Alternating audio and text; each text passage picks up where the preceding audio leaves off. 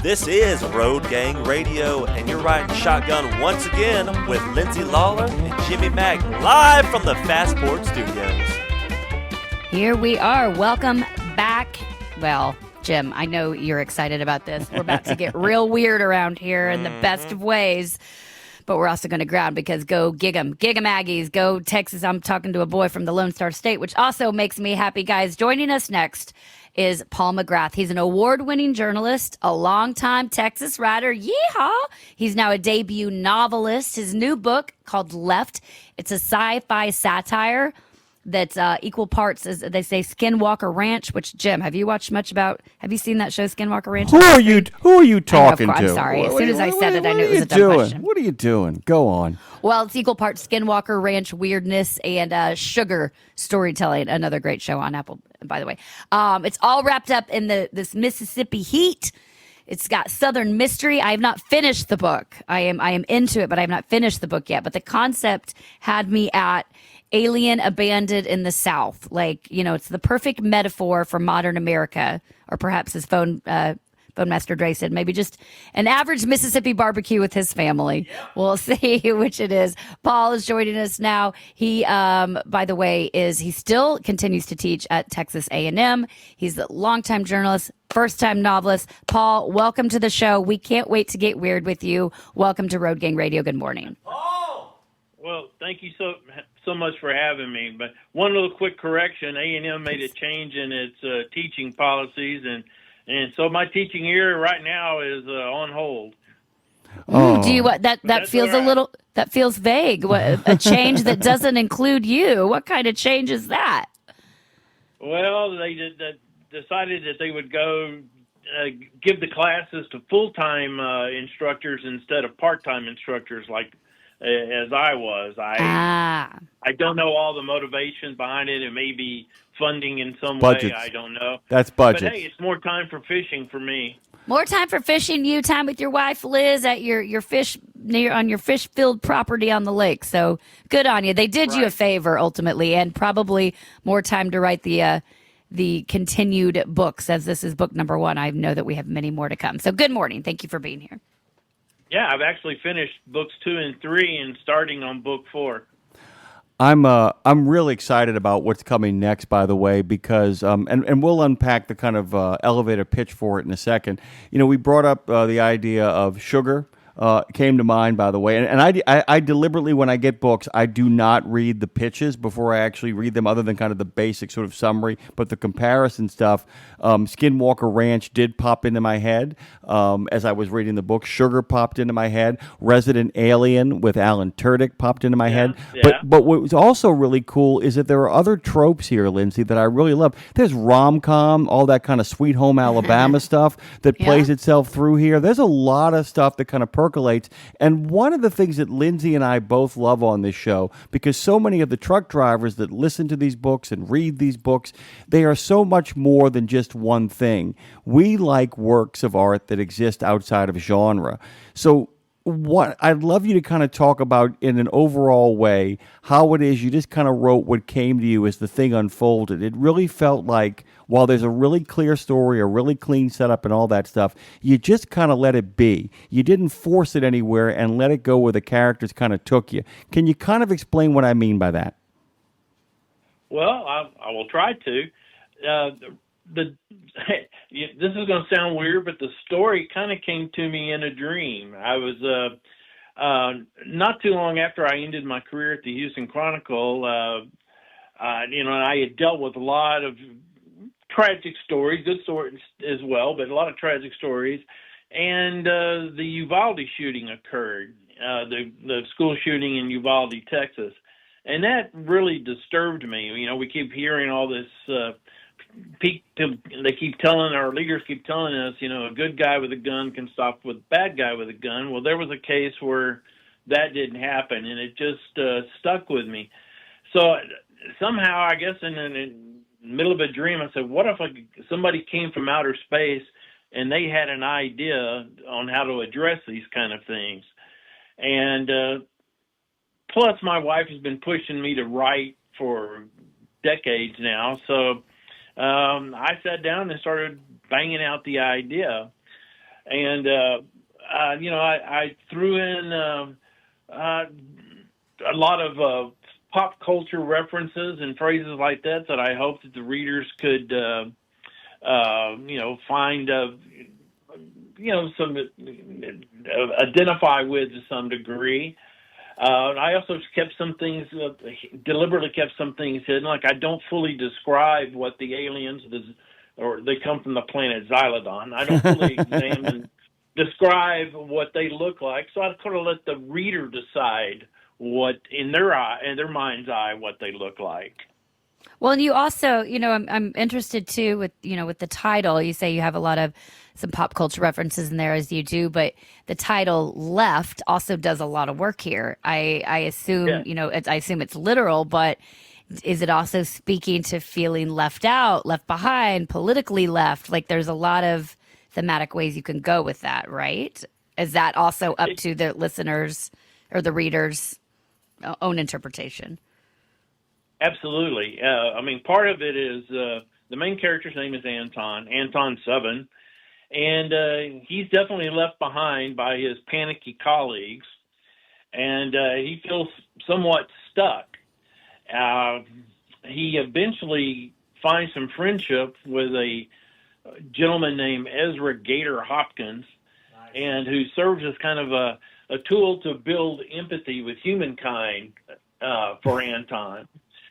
But through Ezra, Anton, who goes by the name Roy McDonald.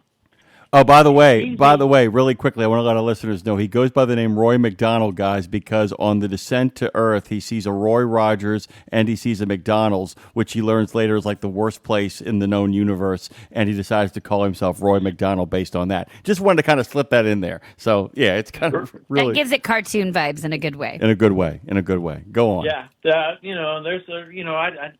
you'll see if you go through the book, I steal from pop culture in different ways, but... Ezra he introduces Anton to Ellie, the love interest, and she also contributes to the human empathy bit. Basically, Anton is there to spy on humankind. He's a secret agent. The good folks at Xylodon, they're worried about Earth and some of the crazy things that we're doing. And so they've got agents planted all over the planet. Plus, they're somewhat interested in the Earth's resources, particularly water. They also, along the way, they get quite interested in humans' predilection for coffee. That becomes kind of a big deal in the book as well. So, I guess your truckers will appreciate that part. Oh, they will. Well, yeah. Just real quick, speaking of the truckers, though, is this book going to be available on Audible as an audio version? Yes, there should be. I don't know if it's finished, but there is an Audible version. Okay, good. All right, the Audible version coming. Yes, truck drivers will identify. They're already blowing up our chat right now talking about it. So you're in good hands. But I want to, you mentioned we can't say too much about this book because this is one of those books you have to. Oh, I'm giving away the ending. I'm telling everybody what happened. Everybody dies. The planet explodes. You mentioned earlier that your wife Liz was, pushing you to start writing. And this is a very different kind of writing that you did, as you mentioned, at the Houston Correct. Chronicle, obviously. And, I'm so interested in that, the kind of the how behind the writing, when we're at the Chronicle. She also may, by the way, just being married for a long time myself, she may be like, please, you used to go to an office. Please go in the cabin in the woods and write for a month. Leave me alone. Maybe she didn't say that. I don't know. But the idea of how you're going to write from like being at the Houston Chronicle versus going into this deep, equal parts, rooted in Southern charm, but also cosmic woo with the aliens. What kind of environment do you have to be set up to write something like this? And also, I'm not asking you, do you believe in aliens, but do you believe in aliens? Okay. Unpack everything that I just said there, and good luck. Hey, when I was a kid, I saw a UFO, so Yes. I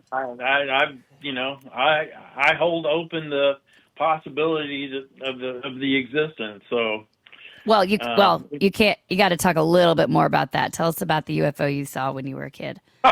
oh my gosh, I'm probably a little older than you guys, so these were in the days on when Daniel Boone's TV show competed with Peyton Place, and my grandparents lived next door, and my mom and they were all going to watch Peyton Place. I wasn't going to have any of that. I was going to walk back to my house and see Daniel Boone, and it was November, so it was kind of dark, even at 7:30 at night, and all of a sudden the sky lit up in Clute, Texas, and I look up, and there is this bluish object. To me, it seemed like I could throw a baseball and hit it. But, I'm sure it was farther than that. But I looked at it for a couple of seconds, and it took off.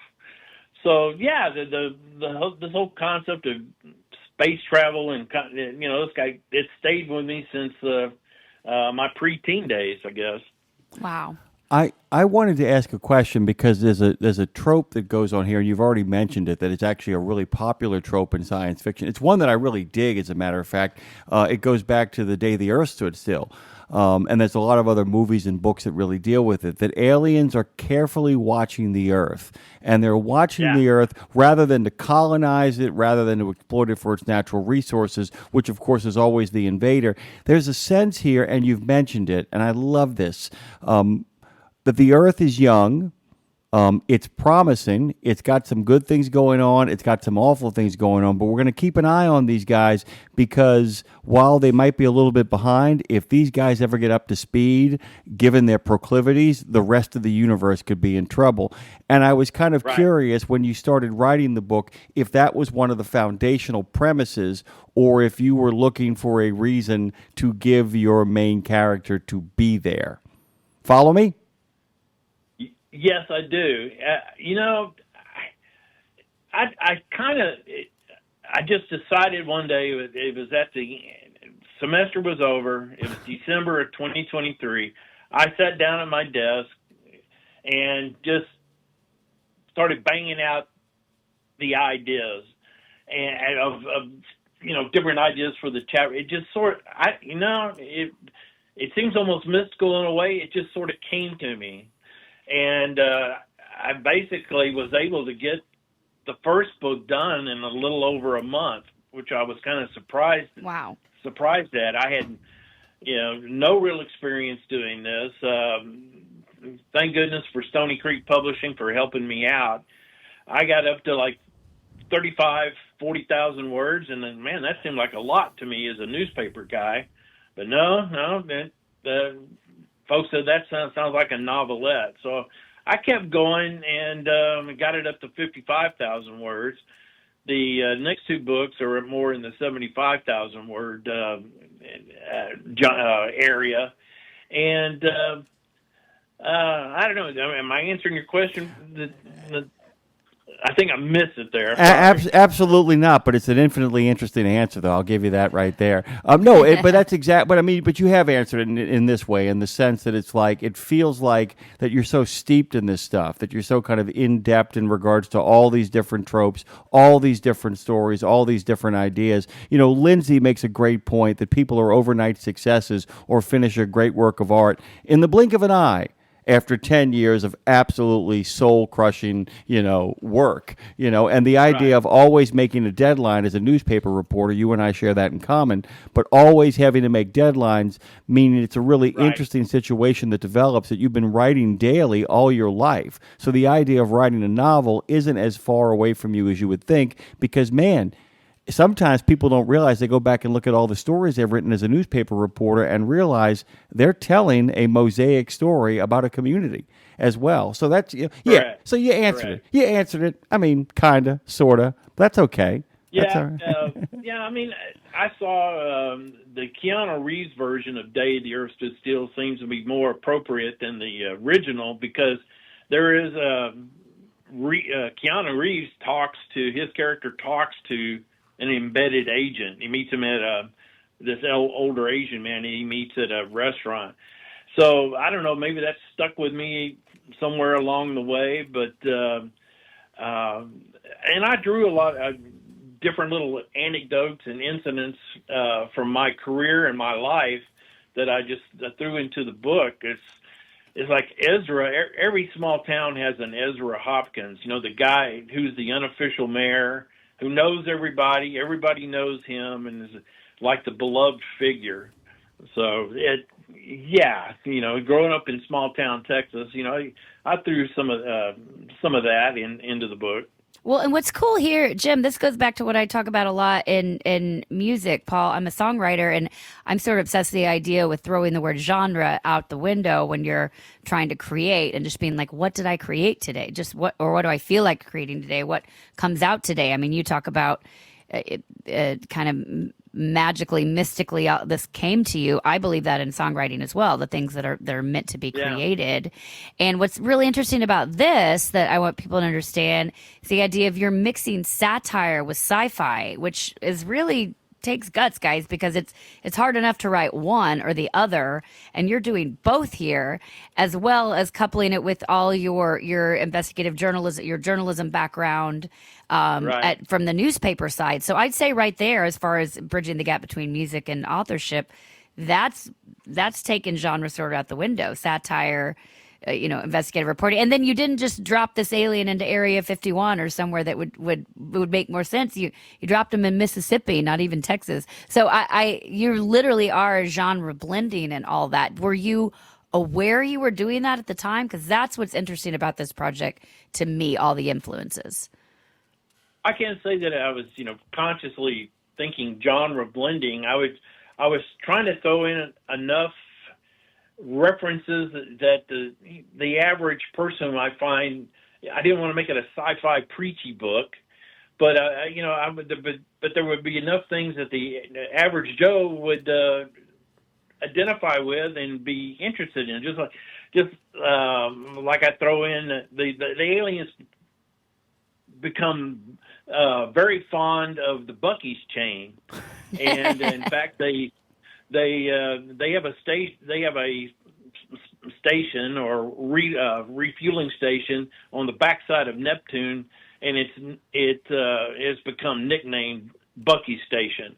So they get to where they love coffee. They get to where they Buc-ee's plays a role, and I just try to throw in things that the average person might identify with. I'll tell you this too, Lindsay. One of the things I really loved about the book is and by the way, for all of our listeners out there, just to let you know, it becomes a real love letter to the American South as well. Even though it is never mentioned as an actual chain or a brand, there is a waffle barn. You can, make your own conclusions after that. Right. But the whole thing, the whole trip to Memphis with the St. Jude's Research Center, they go to Graceland, correct? And all of that stuff. It becomes this long, loving sort of thing about the South because he almost is a natural Southerner. He's like when an Australian comes to the U.S. and goes up into the Northeast at first. He hates it up there. He just loathes it. It's too cold. It's too miserable because his own home planet, is just kind of a wonder of just like open air and kind of wonder. And he really is a barbecuer and a griller from where he comes from. So when he ends up in the South, it's like he's home. He actually ends up gravitating towards it, which is really kind of charming. And your love of the South, your love of all things coastal, the coastal South, really kind of comes out. And that goes back to Lindsay's other thing we always talk about, which is writing what you know. Did you find yourself kind of saying, how would an alien react to barbecue? How would an alien react to scattered, smothered, and covered? That's really what kind of plays itself. Yes, definitely trying to think it through. And, what you're describing is like Ellie's and Anton's first real big date where they go to Memphis. And she shows him everything, Graceland, and like you said, St. Jude's. And these are contributes to more, additionally, to Anton's building empathy and sympathies for humankind. That he just basically he sees them as a means to an end. He doesn't really think about them. They're just a job to him when he's up in the Northeast. Now that when he's down south, humans take on greater significance. I'm so curious. Did you think about all Did you ever put yourself in the alien shoes in a sense that you're like, okay, if Paul himself is going to their planet for the first time, what are you feeling? What are you? And I know we don't know what it looks like, and they probably don't have Buc-ee's, or maybe they have a way better version of it over there. I don't know. Zebulon 5 does. Zebulon 5 Buc-ee's, yeah. Did you have? Can you put yourself in your character's shoes, being that there's no way for you to know what it's like to be an alien? Well, sort of. I mean, we have a lot of. I'm here for the dumb problems. questions, Paul. It's a great question. No. That was a really good question, actually. We have a lot of complex problems in our society, and often we just okay, it's too hard. We can't do it, and so or we don't have the political will to try to solve various and sundry problems. And Anton, after a while, he says, why aren't these fools doing something about this situation? And he takes it upon himself. And I think I did hear a little bit of your interview with the gentleman who was talking about Tom Horn, and I think there's many of us have that kind of character inside us that we would like to rise up in the situation and lead Rohan against the orcs or what have you. And that's my dream. That's my dream. Yeah. I want to be a member of the Rohirrim, by the way. I just want to scream death and charge an entire army of orcs over at Minas Tirith. That's what you do every morning. By the way, I'm down for that. Yeah, I mean, that really does. I mean, there really is a sense, by the way, and he really becomes kind of a reluctant Western hero, like a cowboy hero, in the sense that it's like, why can't you people just straighten up your own darn mess? I guess I got to do it. Bingo. By the way, That's like, but that's today. That's looking at war. That's like what my mom said the other day, Jimmy and Paul. We were at church and they were studying the book of Paul, and she's watching The Chosen. She's like, I kept, just thinking about these men, and I was like, it almost seems like they were just like real men back then. I'm like, Mom, they were. It's the same with biblical times, with the West, or with alien times, or with us here. Currently, present time on Earth. It's at the end of the day, it is all fight or flight, and these real life themes that I would assume also aliens would have to think about. How do I survive? Where am I? What's going on? Why can't we all just get along? Absolutely. That's all. That's thanks for coming to my TED Talk. It gets in book 3. It actually gets a little more dangerous because there's a lot of cyber type of subterfuge going on, cryptocurrency, a lot of bad guys messing with that kind of thing, and the Zaladonians don't like that at all. So rule number 1 for them is not to get involved, but that rule kind of fades away in these books. Yeah, Roy. How could he not? Yeah, I mean, Roy basically is like, yeah, I've had enough of that. By the way, as my wife is an obsessive, and so is Dre, over horticulture and plants, and I just thought the joy of listening to somebody who, like I said, he's able to see things from a fresh perspective, and the show and tell and the classroom is just marvelous. It is just a marvelous scene where he ends up telling a bunch of kids about plants, and it's just like I've always said that there is no greater patriot, no greater lover of a place than the person who has adopted it as their own. We can't. Go ahead. I want to know what he look. Well, just one. I know you said you leave it open to interpretation what he looks like, but what's one thing in your head that he's like? Does he have a cowboy hat on? Like, what's one thing that Anton's got about him? In your mind, in your brain. Who's playing him in the movie? Yeah, that too. my wife says it'll be Timothy Chalamet. I keep leaning towards Sebastian Stan. Better. But here's the deal. Better. With their technology, the Zaladonians are shapeshifters. They could be whatever they want to be at any time. And initially, in book 1, Roy / Anton, he's kind of a brunette-haired guy. But by the end of the book, he has to take on a different persona, and he becomes blonde. So it was like me at the hairdresser yesterday. Other way around, though. By the way, I think Sebastian Stan is the better way to go. I think the Winter Soldier is because I believe Sebastian Stan both is a sensitive human being, but also somebody that can put you in a hurt locker and slap the pain combination on you. We're out of time. Paul McGrath, award-winning journalist, is now a debut novelist. The name of the book is Left. Where can we find it, Paul? Point us in the right direction. Amazon, or hey, if any Aggie people have Aggie affinities out there, the Texas A&M Press. Oh, nice. At least they're still keeping you in print over there. That's good. And giving you time to go keep writing. I know the second and third, it's a good time to start listening now. The Audible book is coming soon. Start reading this book now because there's 2 more waiting in the wings, and I'm going to guess we are far from hearing the last of you, Paul. So thank you so much for making the time. Perhaps you'll come back and join us when the second book comes out. Absolutely. My pleasure. Thank you, Paul.